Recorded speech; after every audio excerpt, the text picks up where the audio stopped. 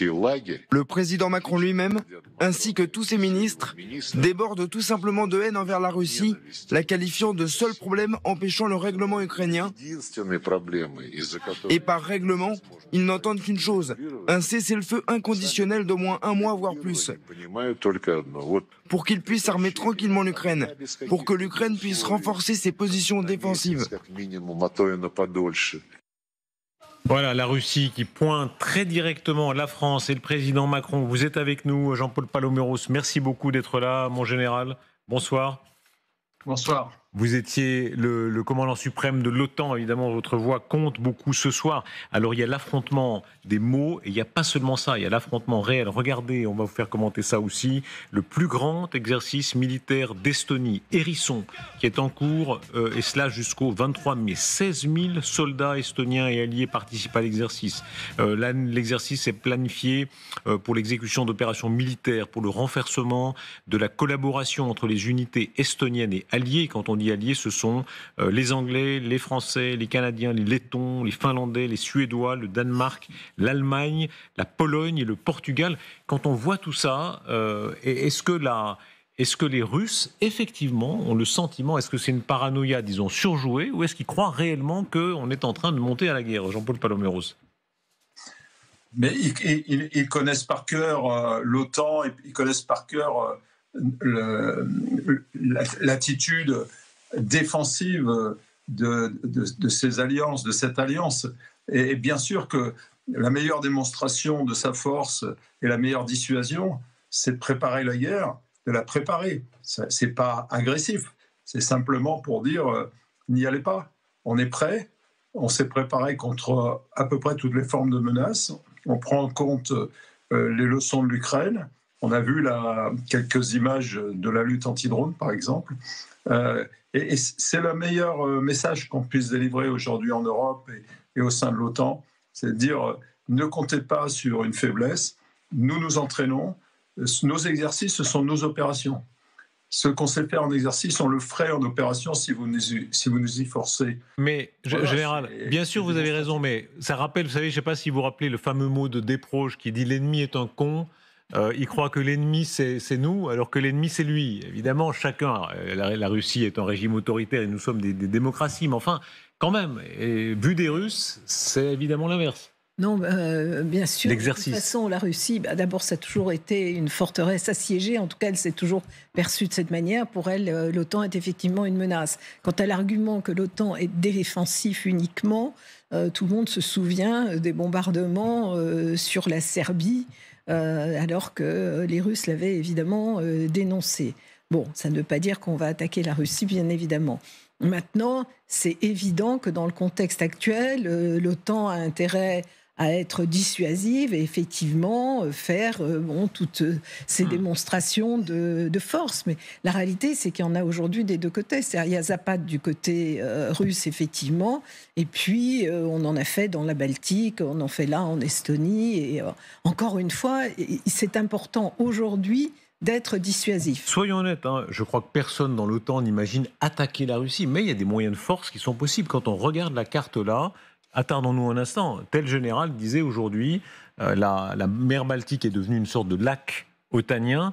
Si l'OTAN le veut, dans un rapport de force, elle peut un jour empêcher les Russes de circuler et empêcher le pétrole russe de circuler, ce qui serait un coup majeur contre eux. Oui, tout à fait. Quand vous regardez la carte, en fait, les Russes possèdent la petite enclave de Kaliningrad, ou exclave, suivant comment on se situe, et puis un petit bout de Saint-Pétersbourg. Donc, en fait, ils ont 2 points sur lesquels ils sont encore un tout petit peu de prise. Donc, ça les rend nerveux, ça les rend réellement nerveux. Ça les énerve au plus haut point. Oui, oui, tout à fait. C'est pour ça, d'ailleurs, ils font des provocations constamment, ils violent constamment les frontières. C'est arrivé encore la semaine dernière. Il y avait encore un avion qui a violé l'espace aérien européen.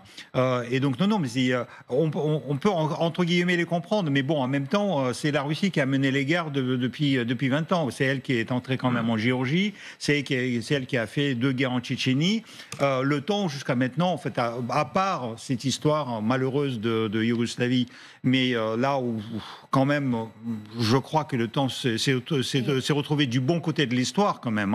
Et surtout... mais... Vous savez, les manœuvres comme ça, il y a eu toujours. Mais comme le contexte a changé, comme il y a la guerre en Ukraine russe depuis 3 ans et demi, en fait, on les perçoit différemment, ces manœuvres. Et chacun monte les muscles, et il le fait de manière assez ostentatoire. Regardez ce clip de l'état-major français.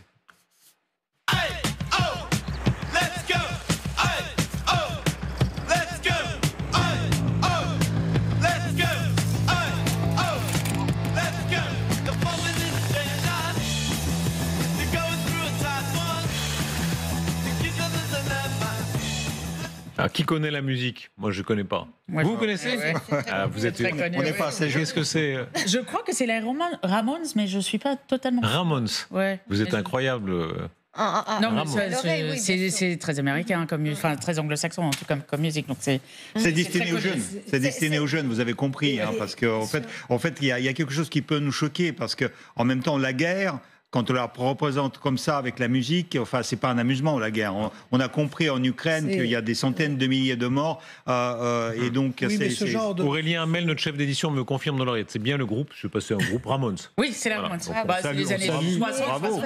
Il ne faut pas oublier que ce genre de vidéos, elles ont à lutter contre TikTok, contre les jeux vidéo. C'est ça. Et il faut reprendre ces codes-là. Absolument. Parce que si on fait de la vidéo sérieuse... Absolument. Non, mais les gens, c'est aussi pour vérifier, enfin, auprès des jeunes, les sensibiliser à ce qui se passe. Et effectivement, le problème, c'est les images, les sons, c'est ça qui les attire. C'est pas un article, quelque chose qu'il faut lire. Donc, ils rentrent dans ces codes-là. En fait, ils s'inspirent des Ukrainiens, parce que les Ukrainiens ont été les premiers à finalement montrer des attaques sous cette forme-là, avec beaucoup de musique. Et les Américains le faisaient aussi avant sur Instagram à une époque, parfois de façon pas super judicieuse, mais les Américains le font depuis un moment. Les Ukrainiens ont vraiment pris à un autre niveau, bien évidemment. Il y a la part qui ne change pas. Vous disiez, Général Paloméros, il y a toujours eu des exercices, et évidemment, il y en a toujours eu, et beaucoup d'entre eux sont rituels. Mais rapport de la CIA 2025, extrêmement important, qui pointe, contrairement au côté rassurant du président Trump concernant la Russie, la CIA, elle, reste extrêmement alarmiste. Elle dit la Russie s'inquiète de la concurrence économique et militaire croissante avec les pays occidentaux, qui s'est aggravée l'année dernière quand l'OTAN s'est élargie pour inclure les États, la Finlande et la Suède. Et elle ajoute, la menace que représente la Russie en matière d'armes chimiques et biologiques s'accroît. Les instituts scientifiques russes poursuivent leurs recherches et développent des capacités en matière d'armes chimiques et biologiques. Donc dans des secteurs extrêmement limites en termes de droit simplement de la guerre, les Russes sont en train de monter en puissance. C'est ce que dit la CIA. Oui, non, mais ils ont raison. Les Russes font la guerre par tous les moyens. Alors, ils ont affiché le nucléaire. Il y a eu l'utilisation de quelques armes chimiques, mais fort heureusement assez peu nombreuses depuis le début de la guerre en Ukraine. Mais il ne faut pas avoir de doute là-dessus. Et le droit de la guerre, il est respectable, sauf qu'il n'est pas respecté. Il n'est pas respecté par les Russes. C'est tout le problème. On a une dissymétrie permanente, si vous voulez, entre nous, enfin entre l'Occident, entre les pays, la bonne volonté. C'est que on doit respecter nos valeurs, on doit respecter les règles internationales, sinon on se dénie nous-mêmes. Mais ça nous fragilise aussi. Regardez, on parlait de la Baltique. Vous ne pouvez pas raisonner un vaisseau de la flotte fantôme, il est en eau internationale, alors que vous savez pertinemment qu'il était en pleine rupture d'une mesure de contrainte. Donc, et il faut vivre avec ça, c'est compliqué, c'est tout le problème de l'hybridité. C'est pour ça qu'il faut démontrer sa résolution.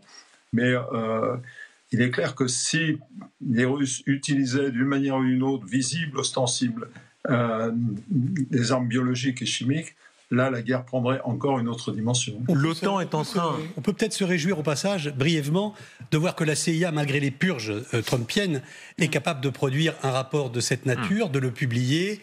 Voilà, on aurait pu imaginer que... Surtout qu'ils l'ont fait sur des rapports sur le Venezuela où ils ont viré des membres du renseignement qui étaient contre. Moi, ce qui m'inquiète dans ce rapport, c'est le mot la Russie est inquiète ou quelque chose comme ça dès le début.